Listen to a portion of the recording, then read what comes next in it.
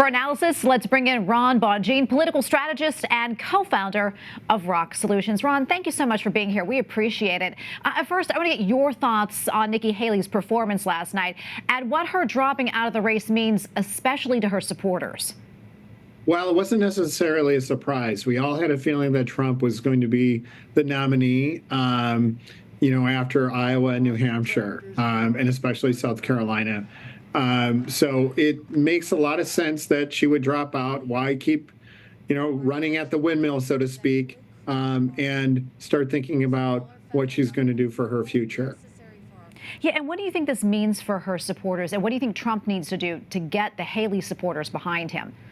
Yeah, that's a great question. I think some are naturally going to gravitate to the Republican ticket because they're Republican voters. However, there's going to be a swath of Haley voters that are going to want to hear from Donald Trump about his plans to solve for problems that Americans are having right now and how he's going to lead our country into the future. They're not going to want to hear a revenge campaign for what happened in the last election and discussing January 6th. They want to get into how is America going to be led differently than Joe Biden. Yeah, and according to some exit polls, those you mentioned a large swath of Haley supporters, some of them say they would never vote for Trump. That being said, where are they going to go? Who are they going to support?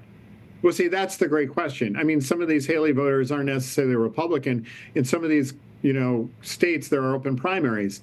So you could have independents or you could have Democrats necessarily leaning over there. I think they're going to have a very difficult time pulling the trigger for Biden because many of these Haley voters in exit polls said he's too old.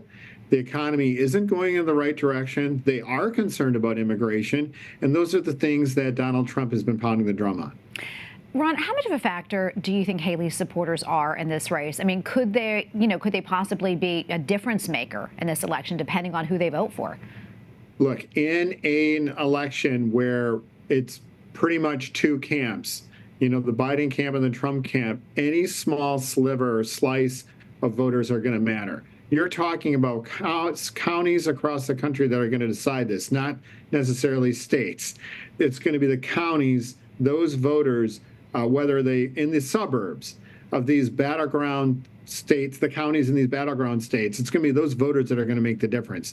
So, we've seen in the last elections, these last two elections, these have been decided by tens of thousands of votes, not hundreds of thousands. Yeah. Do you think it's possible that the Biden campaign will actually try and go after the Haley supporters and trying to win over their vote? And if they do, what do they need to do to get that? Gosh, if I were them, I would try to. They're going to probably try to scare the heck out of them with Trump's vision about where he wants to lead America and what he's done. They'll probably try to reinforce his actions on January 6th and categorize him as a dangerous person who could lead this country after the election.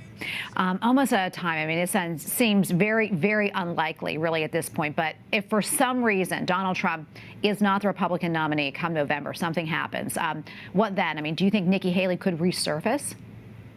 She would absolutely resurface.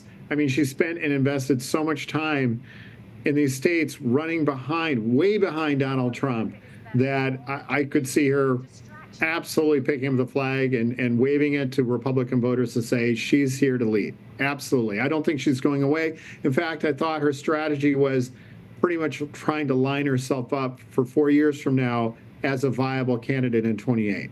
Real quick, actually, before I let you go, one more question. Today, Mitch McConnell endorsed Donald Trump. Do you think Nikki Haley will do so?